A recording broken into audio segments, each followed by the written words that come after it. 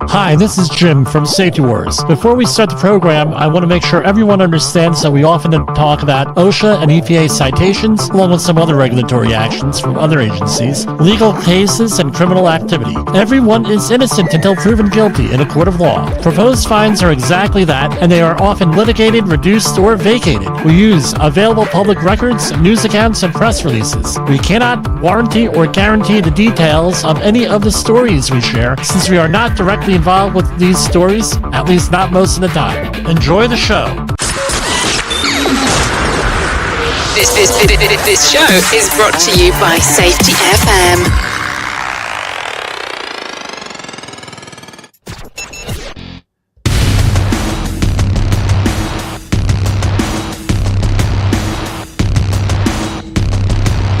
Good evening, good afternoon, whoever you may be, wherever you may be.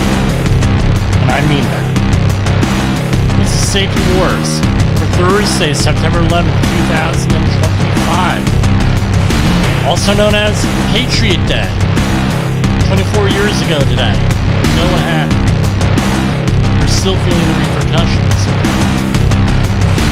We remember what happened on September 12th, too, when we were all unified. This country too. Unified like we hadn't been in many, many, many decades. Since probably World War II. The J Day, my father had referred to it. Victory over Japan. So, we're going to comment on that. Also going to comment on September 11th. If you're watching the video portion, OSHA, at the end of the program, we will be showing the OSHA that was posted on the OSHA website, which shows all the fatalities in the mural. So it's an open public record. It's not copyrighted, so we're going to be showing that. Let me turn down the music here.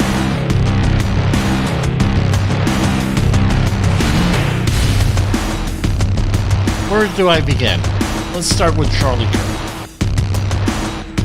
Regardless of how, what, or if you agreed with him, disagreed with him, hated him, loved him, or indifferent to him, you cannot deny that he was an influential person. And as I did last night, I'm going to call for an end to this political violence. I had an associate, Reed Buckley. He was I'm not name dropping here because it's relevant to the discussion here. And what my experience with him was, he ran a school for young professionals, young, but basically, young at heart. And the Buckley School down in South Carolina, Salem, I believe it was, South Carolina. Could be wrong on the town.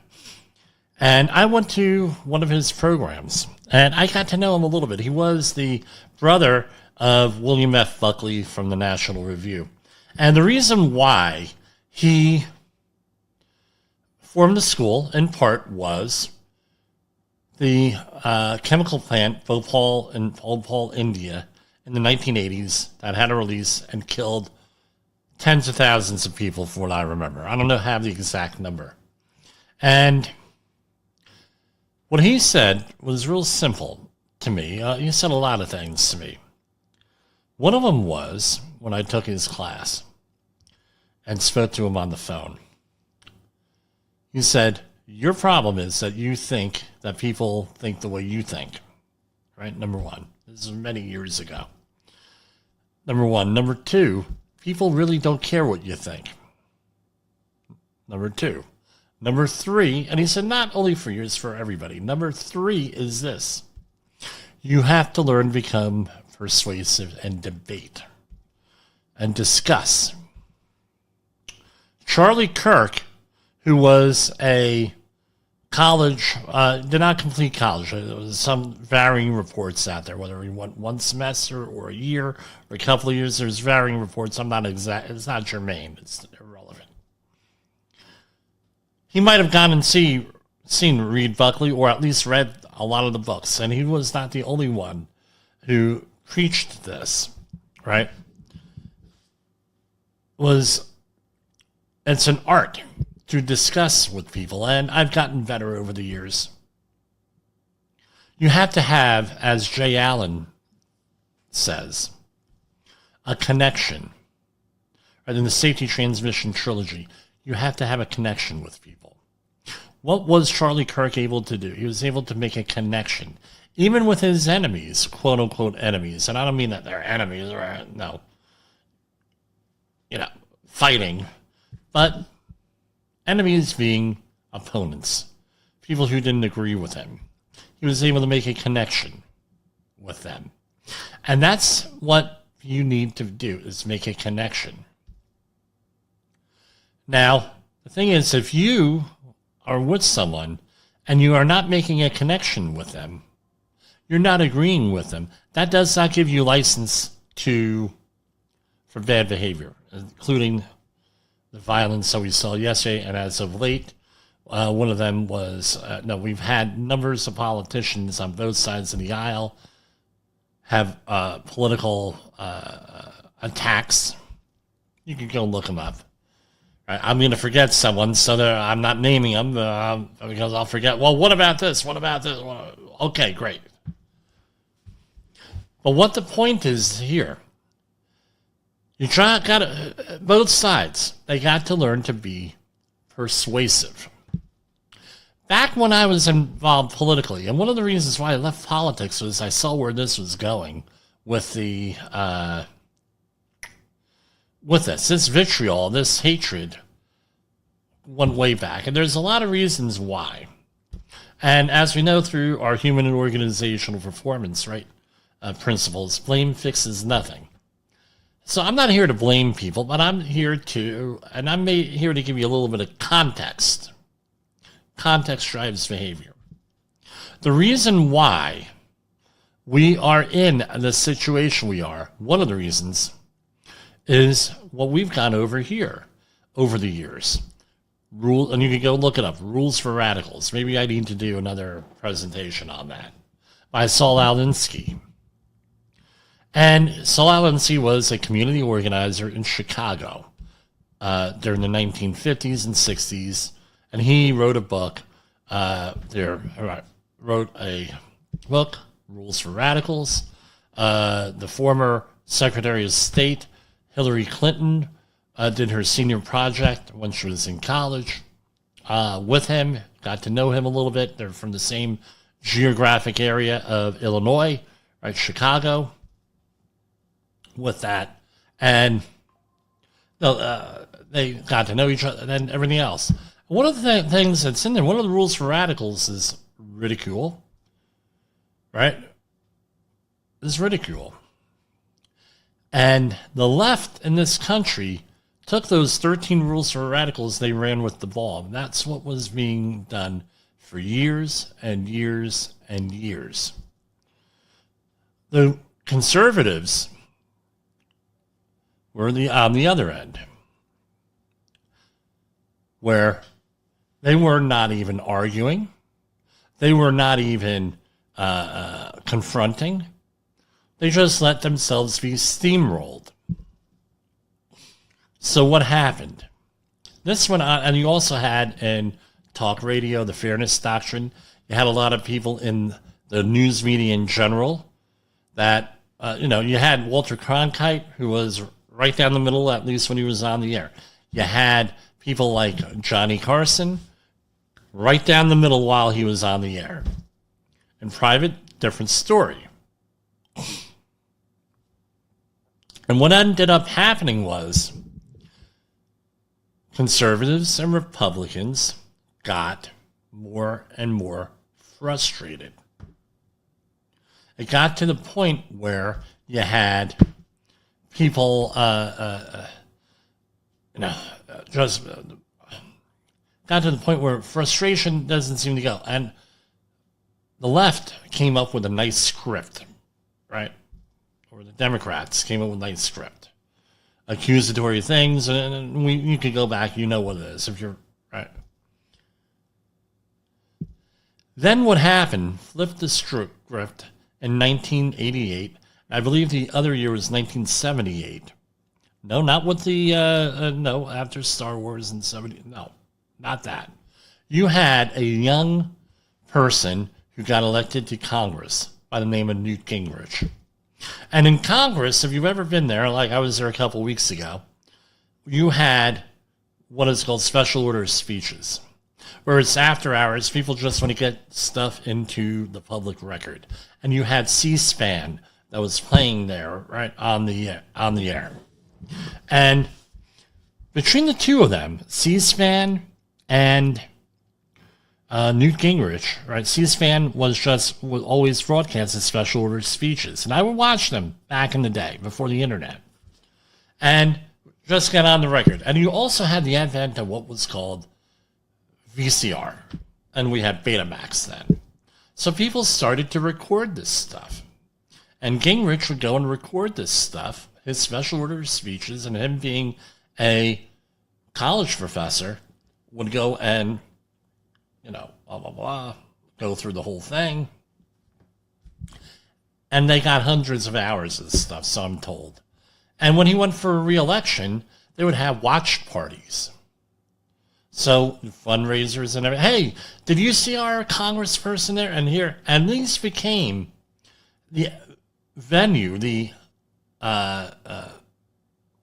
technique of educating your constituency. Right? Because it's not a big secret here. I'm not telling a big political secret. We have a 4-year cycle. So you have year what we'll assume presidential cycle is the 4th, right? Someone gets elected. But right after that, you have year 1, and we're in year 1 right now, where you're supposed to educate the voter. And this is what Charlie Kirk did, educate the voter. Then you go to number 2. Year 2, you run some candidates, but you still educate your voter. You find out and you try to build a team.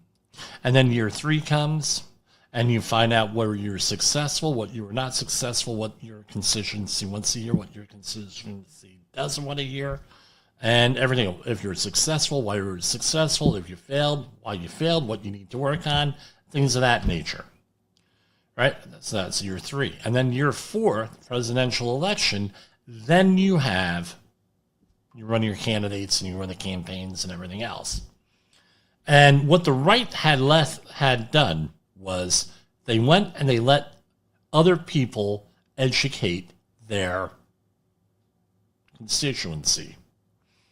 This went on until 1988, another key year, 1988, where you had the fairness doctrine, right, had gone away, and you had the rise of Morton Downey Jr., you had the rise of Rush Limbaugh, and you had, in the New York area, you had Bob Grant, and all these other people who were now allowed to educate.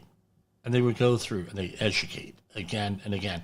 And what happened was, Limbaugh was made a thing, educate your electorate, and this went on. And then in 1992, right, you had another person come into the whole thing, Ross Perot.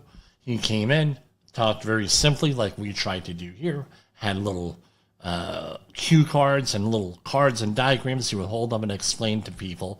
There's still a lot of his points are still pertinent today. They're able to split the Republican vote, and then Bill Clinton came in for 2 terms. People were so upset that this happened that in 1994, Republicans, for the first time in 40 years, took back the House of Representatives, and for the first time since 1987, they had a majority in the U.S. Senate, but before that, it was going back decades since they had a majority, and they never learned how to not be in the majority. And then what happened?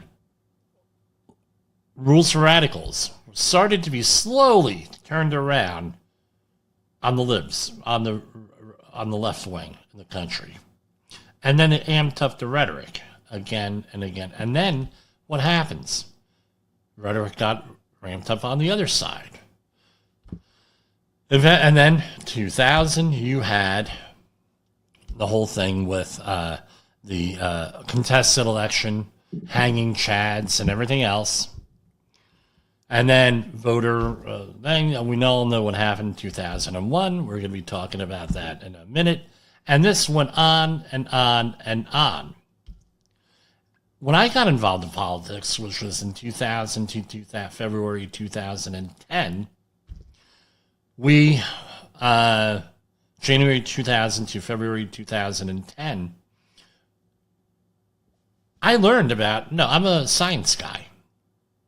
I was taught environmental science, stoicism, even though I didn't know what it was called then.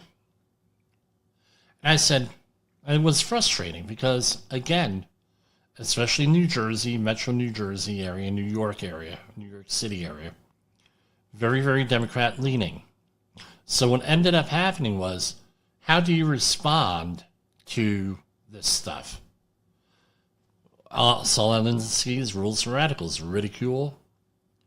Can't do anything about ridicule. And you go through all 13 of them, right? And there's a lot of strategy in there. Republicans lost in 2008, right? Then 2012. And then what happened was you had Donald Trump come in. Donald Trump then, somebody on his campaign, he ran briefly in 2012, he put out feelers. But in 2016, somebody put it out, hey, Rules for Radicals. And now the shoe was on the other foot, so to speak. And at around that time, that's when you had the rise of the Tea Party movement in 2009, which was really an anti-tax movement that was hijacked eventually by the establishment. And that's still in the news, by the way, because there was a lawsuit. The person who was given in the IRS who gave problems to the Tea Party was fired this week. Took him long enough, but I digress. I don't want to get off the subject. And ever since then, right? Ever since then,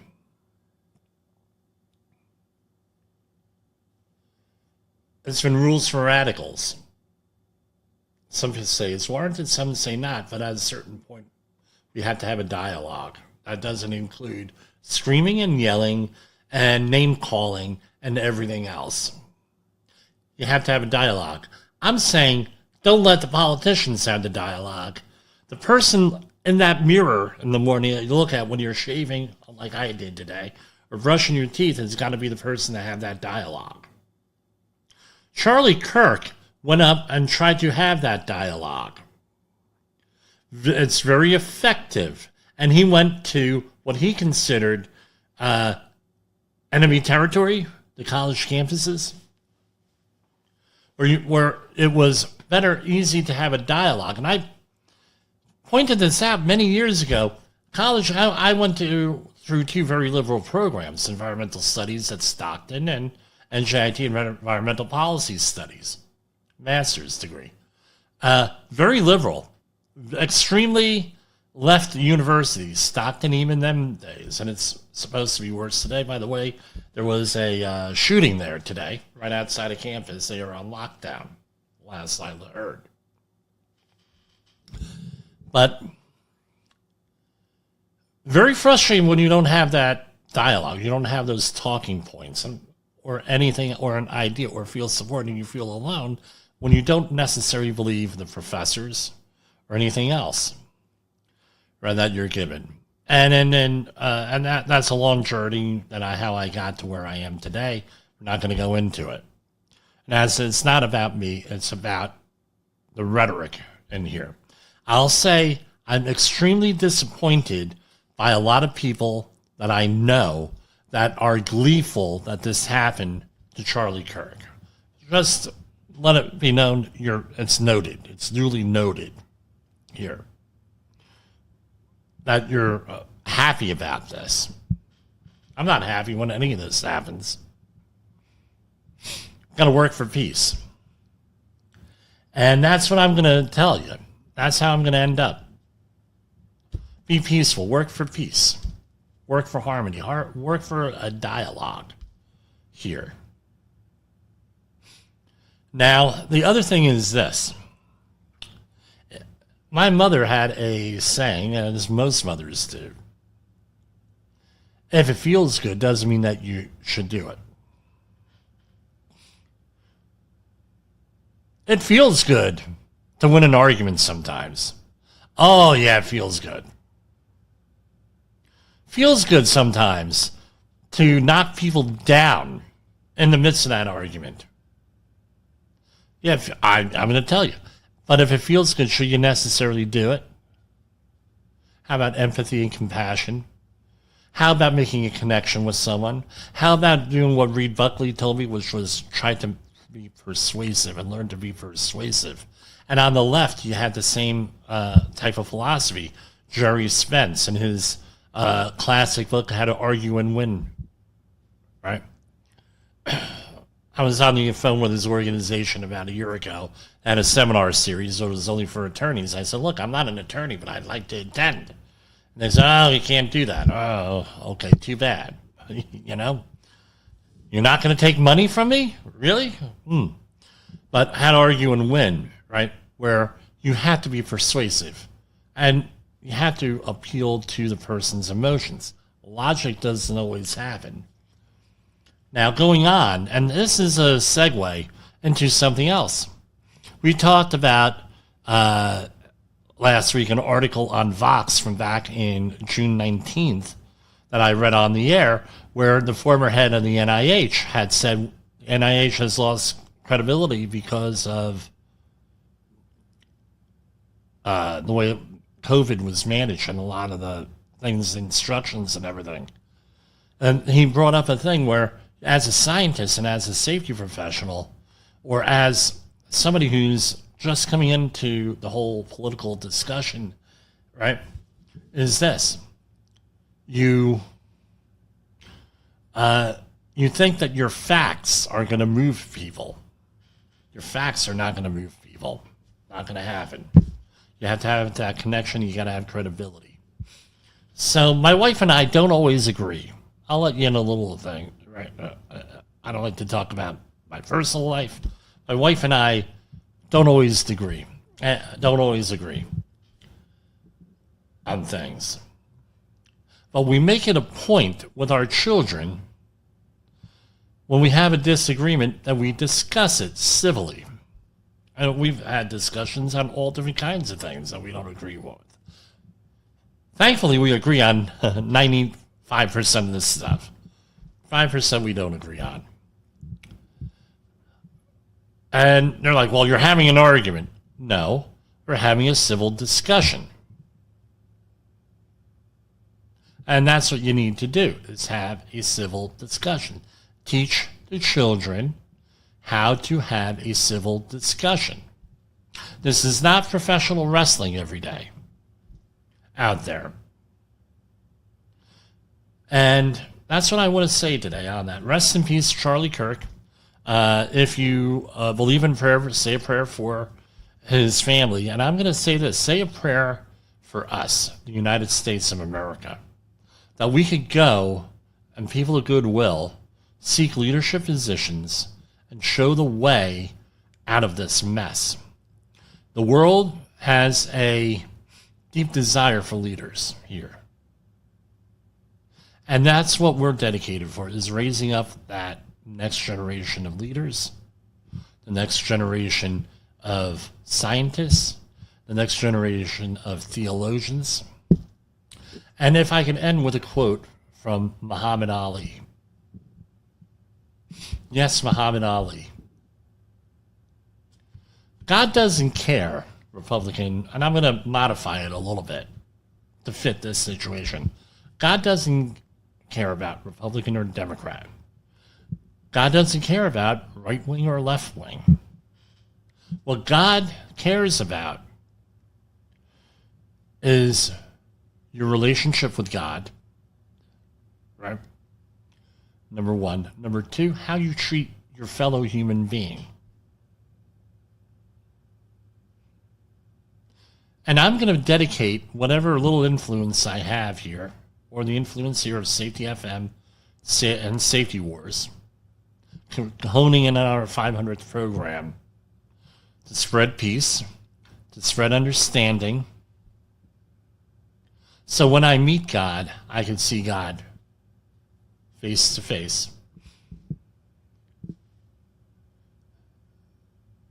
And if there is a heaven, I hope to go to heaven on this. And that's where we need to be, is treat each other. Treat each other with humility. Treat each other with respect. Treat each other with love. Brother, right? Christian love. I know you could do it. If you're listening here, I know you could do it. And that's all I'm going to say. We're going to go to commercial break, and then we will be back.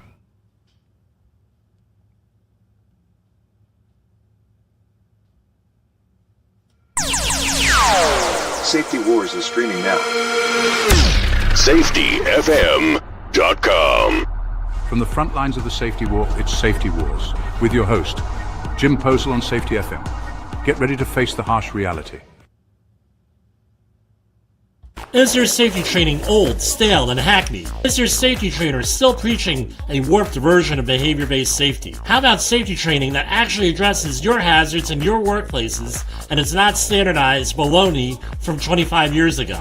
Contact the Safety Wars team at safetywars.com or call Jim Posel at 845-269-5772. Remember, if you're receiving this message, you are the solution to unsafe workplaces.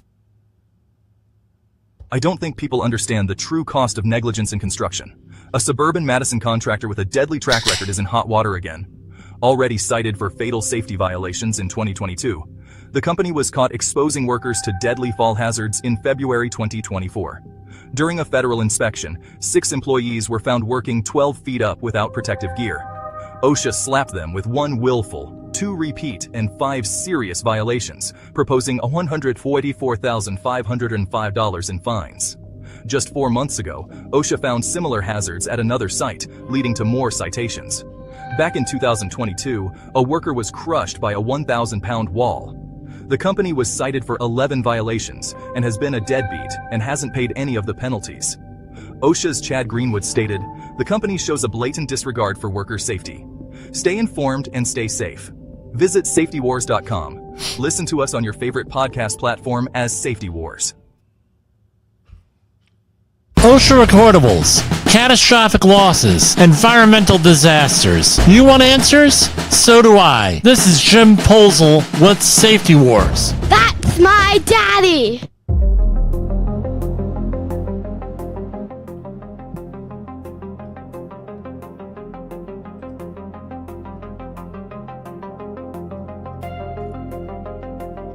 We are back. This is Safety Wars for Thursday, September 11th, 2025, 24 years after that fateful day. We're going to have a discussion here. And by the way, I really meant what I said, the last thing. We have to make it here. We have to get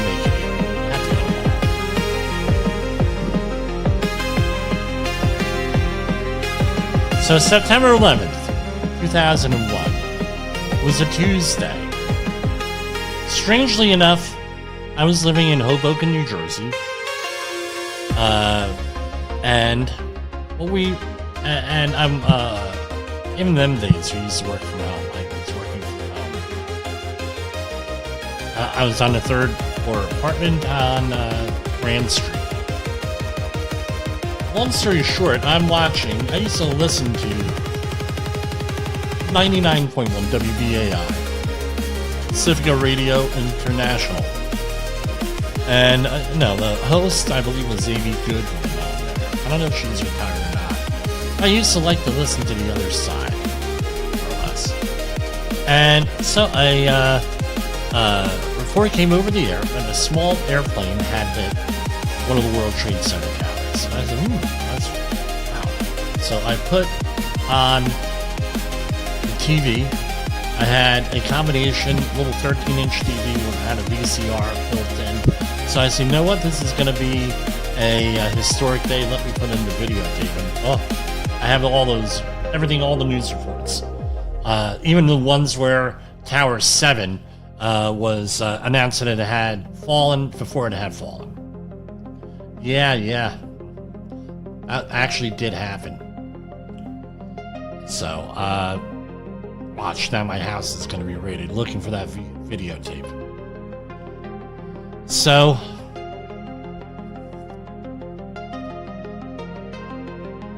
what, and then I turn on the TV, and just then, the second plane hits, and I said, holy, no, this is a terrorist attack. So I said, let me go up to the roof of my building, and I go up to the roof of the building, and every building going down the line, right, had people on the roof, and we were watching this. Some people had out video cameras recording it and everything else, and our lives changed that day. Then, the aftermath. What was the aftermath? The official deaths from the World Trade Center, 2,753 deaths. Pentagon, 184 deaths, 125 in the building, plus the 59 passengers and crew. Total that day, including Shanksville, and excluding the 19 hijackers, 2,977. But that only tells half the story, right? And at this point, numerically, it is less than half the story. That's from 9/11 related illnesses. The World Trade Center Health Program and the CDC and NIOSH reports cumulative decreased members among the enrollees and clarifies that those not track cause of death. So not all are certified as 9/11 related. So it was close to 7,000 diseases as of March 31st, 2024. CDC's quarterly summary reiterates that disease counts include all causes, not just 9/11 related. Recent reporting citing World Trade Center Health Program figures say over 8,200 enrollees have died, and 37 of those deaths involve cancer. How many are projected to die from World Trade Center dust? This is where it gets a little bit dicey. All right. So, basically, what they're looking at is, you have people dying from normal things. They're looking at somewhere above 8,200 currently, but what we're looking at is somewhere probably around 13,000, 14,000, and everyone said, everywhere I looked, it says, don't quote us on that. It may be, and it may not. It's impossible to tell. So you have all these deaths, right? Not only from the collapse, you have the aftermath. And what are they covered by? Right? Because these are very expensive things to, very expensive to manage here. Here, I have right here. Now, this is off of Wikipedia here. So you had in 2010, the James Zadroga 9/11 Health and Compensation Act. It's a U.S. law to provide health monitoring and aid to first responders, volunteers, and survivors of the September 11th attacks. If you live up in the northeast, you're getting bombarded with constant commercials from attorneys on this stuff to file a claim. It's named after James Zadroga, New York Police Department officer whose death was linked to exposures from World Trade Center disaster. The law funds and establishes a health program to provide medical treatment for responders and survivors who experience or may have experienced health complications. Right? And it was signed by President Obama at the beginning of 2011. The bill subsequently reauthorized in 2015 with coverage extended to 2090. The current bill was sponsored by Kirsten Gillibrand and Representative Carolyn Maloney and signed into law by President Donald Trump. So they set up this thing, this act, which is what they should have. Now,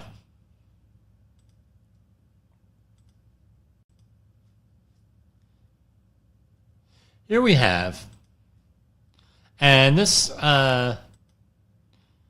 is from theguardian.com. This article is more than 9 years old. Yeah, I know. This what was the date of this article? I believe it was 2016. This article came out. All right. Saturday, the 10th of September, 2016. Former EPA head admits she was wrong to tell the New Yorkers post 911 air was safe. I'm going to say this, not in the article. There's going to be commentary on this. Here, so I'll give her this much. She apologized. Christine Todd Whitman, who reassured the public over Ground Zero Air, said, "I'm sorry. We did the very best we could with the knowledge we had." Not true. My former mentor, Jeff Olcott, rest in peace, was one of the ones of three that I know, him included in the three, that told Christine Todd Whitman of the dangers in the air and what they should be doing about it and how it wasn't safe. He was a certified industrial hygienist. He was ignored. The two other people that I know have subsequently retired and they don't want to even remember it, and they're still frustrated on it. All right, so Christine Todd Whitman, and they had told her too. So we got one I can definitely verify. The other two that are denying, but in the past, one and a half, they said they did. But one I know absolutely did. So this was a lie here. And the other thing is this is why it's important that you have the reason why they weren't believed could have been anything, but what it is no connection. He did not have a connection. Safety people have to have connections with this, with their people that are trying to protect. This way you have credibility and people will listen to you. Credibility, now you could go, like in our leadership program, you could go again and again and again and again and be successful again and again. But if you don't have that connection, being successful does not mean anything. That's what reality is. That's life.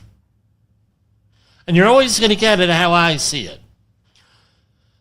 So here's the article. Christine Todd Whitman, who as head of the EPA under George W. Bush at the time of the 9/11 attacks, told the public the air at Ground Zero in New York was safe to breathe, has admitted for the first time she was wrong. Among those who were exposed to toxin released from the World Trade Center collapse, the tolls illness continue to rise. Remember, this is 2016. Now this was her apology. Whitman made an unprecedented apology, to her credit. I'll give her that much. To those affected, but denied she ever lied about the air quality or known at the time it was dangerous. She was told, all right? Whatever we got wrong, we should acknowledge and people should be helped. Adding that she still feels awful. I'm very sorry that people are sick. I'm very sorry that people are dying. And if the EPA and I in any way contributing to that, I'm sorry we did the very best we could at the time with the knowledge we had. Every time it comes around to the anniversary, I cringe because I know people will bring up my name. They blame me. I don't blame her. Absolutely not. They said that I lied and that people died because I lied. They say people have died because I made a mistake. She wasn't the one calling the shots on the thing, number one, so you can't really blame her, number one. Number two is, since we're all human organizational professional, or human organizational performance specialists here on Safety FM, we can say that there was an incentive, there was a systemic issue, there were errors made there, and the system was not with that, right? She has always maintained, and this, I believe she's telling the truth here, that as head of the EPA, she was simply passing on what government scientists were telling her, warning those working at Ground Zero itself to wear respirators, but dismissing concerns over the surrounding area, which was engulfed in dust and ash. 3 days after the attacks, Whitman, who had previously been the Republican governor of New Jersey, told reporters the good news continues to be that air samples we have taken have all been at levels that cause no concern. So this happened on a Tuesday, and my friend Angelo, who used to rent equipment right? I'm not going to mention the name of the company. He was out there, and they started all the air monitoring using the EPA methodologies there, starting on Sunday. So I don't know how they generated the data. That data is all out there. That data is all out there. You can look it up. But with all the rental equipment and everything got set up and sampled on used starting that Sunday. Before that, they had what they had, right? And you have to do the best you can. In 2003, the EPA Inspector General criticized the agency handling of the crisis, finding that the EPA had no basis for swift pronouncements about air quality. Politicians, including then New York Senator Hillary Clinton, laid into Bush administration, accusing of deceiving the public. More than 37,000 people registered World Trade Center Health Program, a federal organization set up in 2011 to oversee those affected by exposure to the toxins released at Ground Zero, have been declared sick. Many have chronic respiratory illnesses or cancer. And with that, right, it goes on here. Lists of health conditions and everything else. Whitman said, if people are dying from this, I have not seen the data, right? And they had believed everything was fine. Then you have got to blame the message that we were hearing, and that they were hearing was okay, that ambient air quality in Lower Manhattan at the time was okay. Gerald Nadler, a veteran U.S. congressman whose district covers the World Trade Center site, told The Guardian, again, this is 2016, told The Guardian on Thursday that Whitman had never admitted she had been wrong about the air quality. She knew or should have known. That's called constructive knowledge, by the way. In 2008, Nadler accused Whitman of causing thousands to suffer injury and, in some cases, death due to unnecessary exposure to toxins released by the collapse of the World Trade Center building. In a ruling in a lawsuit brought by New York City residents that year, a federal appeals court ruled that Whitman could not be held liable for health problems caused by the air at Ground Zero. Now, this is what my issue is here. Sovereign immunity. She has sovereign immunity. What if she didn't have sovereign immunity on this? And none of these people have made the call. Perhaps then this might not have happened. The other thing is this.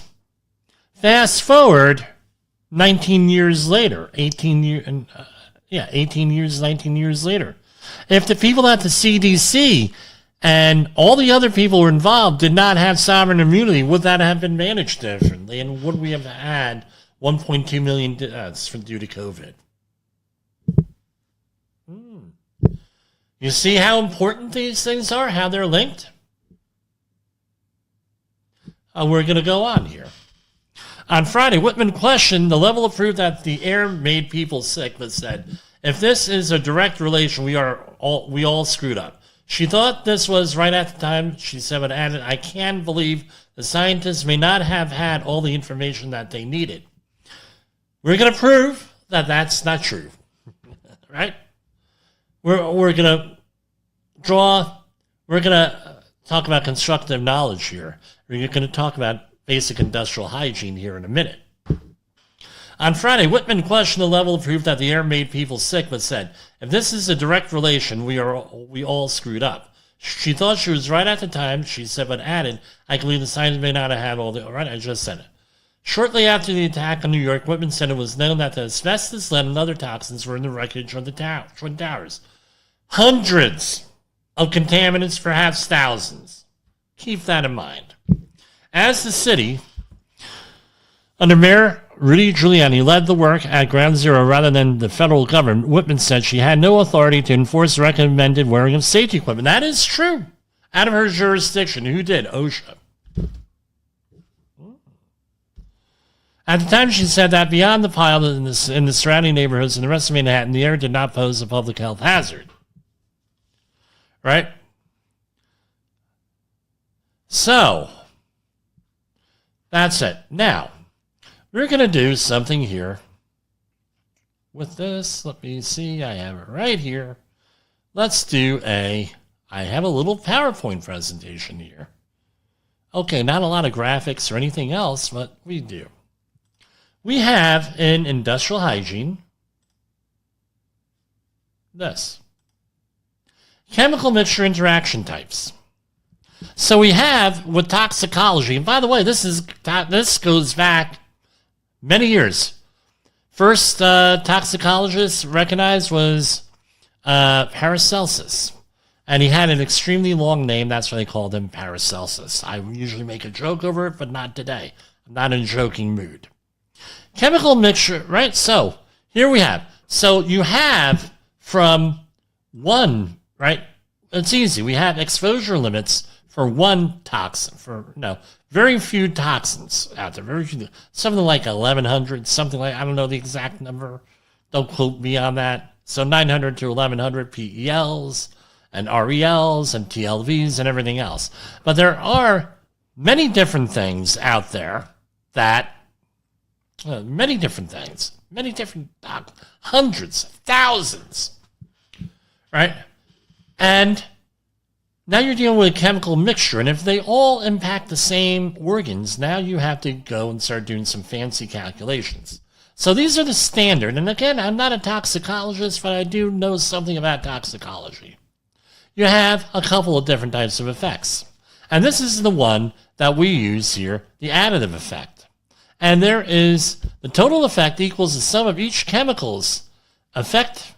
So, for example, 2 solvents causing dizziness add up to more dizziness. Think of it like 1 + 1 = 2. Then you have a synergistic effect. That's the name of an industrial hygiene magazine, The Synergist, right? The combined effect is greater than the sum of the parts. So alcohol plus sedatives equals severe breathing depression, right? Formula 1 + 1 is greater than 2, right? So you have 1 alcohol. Now you have sedatives, 1. You put them together and the effect is greater. Then you have what is called the antagonistic effect. That means that one chemical reduces or cancels out the effect of another. So, for example, naloxone blocks opioid effects. You have a poison and you have an antidote. Then you have a potentiation. That means a non-toxic substance makes another chemical more harmful. So, for example, isopropanol enhances carbon tetrachloride liver toxicity. And you know what? I did not do a share screen on here. So, real quick, right? That's the additive effect, synergistic effect. You can pause that. Antagonistic effect. There you go. And you have potentiation. And then you have an independent effect where each chemical acts on different parts of the body without interaction. So one irritates the skin, another affects the lungs. Formula, separate effects, right? And those are the basic industrial hygiene. Now, out of all of these, we have to go by what is called the additive effect. Why? Easy math. Basically, that's what I was told. Easy math. And that's what, and you look in the OSHA regulations, the ACGIH biological exposure index, and all that other stuff. And it tells you use this formula and they assume additive effect. So what does this mean? Let's say that you have 2 chemicals put together with the additive effect. Now the exposure, assuming the same target organ, World Trade Center, lungs, target organ, central nervous system, you have the same target organ. Now you can only be exposed to less. You start to add that into the hundreds of things in smoke. And from what I recall, there is a profile for World Trade Center smoke into because every once in a while you still get stuff that's coming up. This is an issue into the thousands, right? From what I recall, maybe it's hundreds. But it doesn't matter what the exact number is. Now your exposure limit gets smaller and smaller and smaller, what you're allowed to be exposed to, because your body can only filter out so much at a certain time. Well, Jim, this is all, this is all very complicated. Jim, I'm not interested in hearing the long history and all this stuff. Okay, great. You're not interested in this. Great. You're not. However, let's recall. When did the HAZWAFA regulations come out? Go ahead. Come on. 1990, right? I don't have an exact date. Late 80s. Under Sarah, Title III, right? Superfund reauthorization in 86. Then in going on, you had directed everybody to come up with the regulations. Then you came up with 1910-120, or, and general injuries, hazardous waste operations, and emergency response. Then in 1998, you had the updated respiratory protection standard, which had very little revision. They added assigned protection factors at a certain point. And then they added, changed that also. They're in the midst of changing all the other substance-specific regulations right now into the all one. That was like the only major change. So you're a worker in New York City. Right? The initial response, everything's chaos. You can't really control that. You can control the ongoing response and recovery action. That you could control. The initial one was no. Mayhem, trauma, all those firefighters killed, all those EMTs killed, all those police killed, heroes. All right, mayhem, and then the quote-unquote fog of war, the horrors, we got that. But at a certain point, right, and people are still impacted psychologically from this. Cooler heads have to prevail in a disaster, and you have to have, this is what it is. Now, when it's obvious you're not going to be, have a recovery there. So, again, not prepared. Number one. Number two, this industrial hygiene, this was going way back. All this has been well known for many years.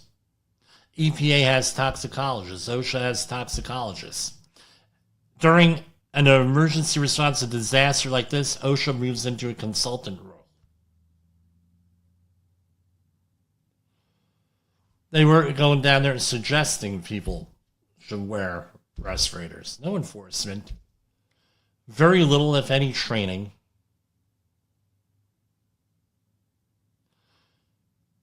And this so, for whatever reason, respirator protection rules were not enforced.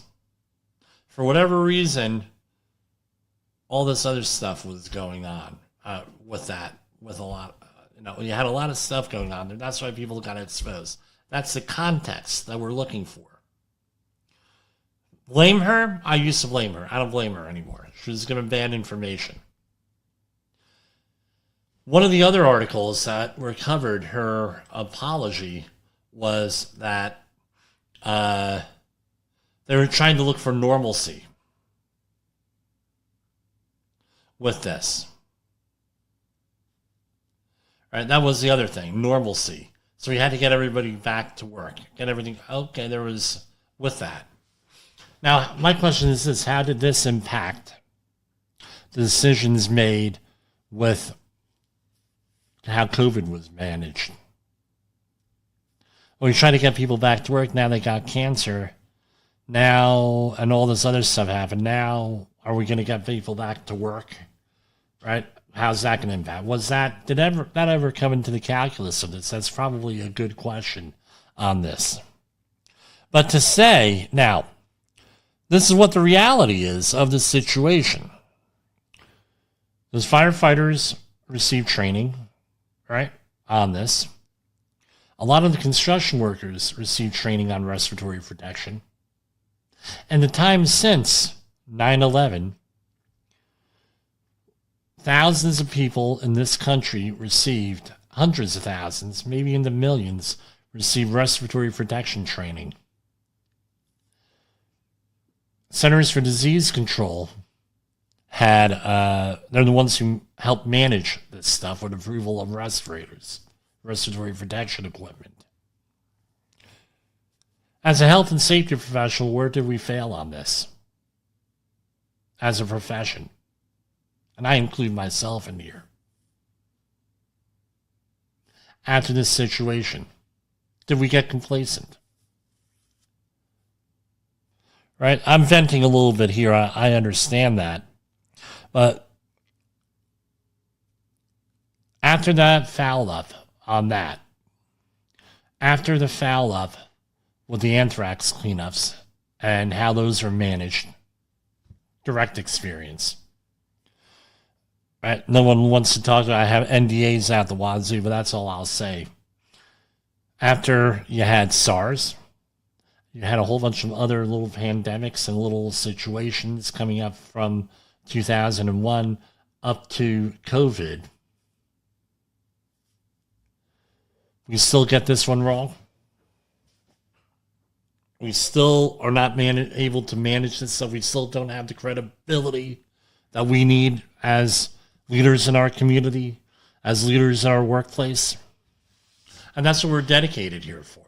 That's why Safety FM is dedicated, right? And I'm not speaking for the other hosts or Jay Allen, but that's one of the things that attracted me to Safety FM, is that we're dedicated to making the world a better place, to spread the word of safety, right? And we all have our different approaches. With me, it's fighting that safety war. And what is that safety war? Standing up for yourself, standing up for your family, standing up for your neighborhood, standing up for your community, standing up for the larger human race with health and safety. So maybe you have the knowledge to protect yourself. Maybe you have the knowledge to protect your neighbors, to protect everybody, and to be a productive member of society. And that is my message for today. Go out there, take what you learn from today and from tomorrow. Be peaceful. Be nonviolent. Be persuasive. Be knowledgeable. Be that person in your community that your community is proud to call you a member of that community. That's what we're here for. And we're going to do our best to help you from then on. For Safety Wars and the Safety FM network, this is Jim Posel with Safety Wars. We will see you tomorrow, God willing, or over the weekend. And we're going to, if I could ask everybody to please take a moment of silence, we're going to go then cut out on our outro, and then we will, with our national anthem, in honor of the victims and our survivors of September 11th, and for the recent, all of the people who have had violence visited upon them in the political realm. Democrat, Republican, Independent, what have you, even the stuff that doesn't get reported.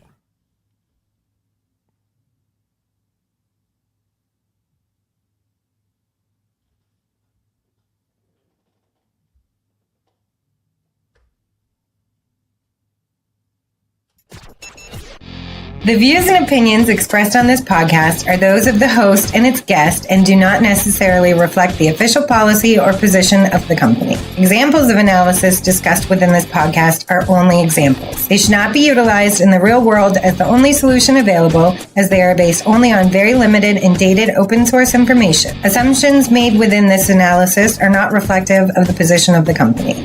No part of this podcast may be reproduced, stored in a retrieval system, or transmitted in any form or by any means, mechanical, electronic, recording, or otherwise, without prior written permission of the creator of the podcast, Jay Allen.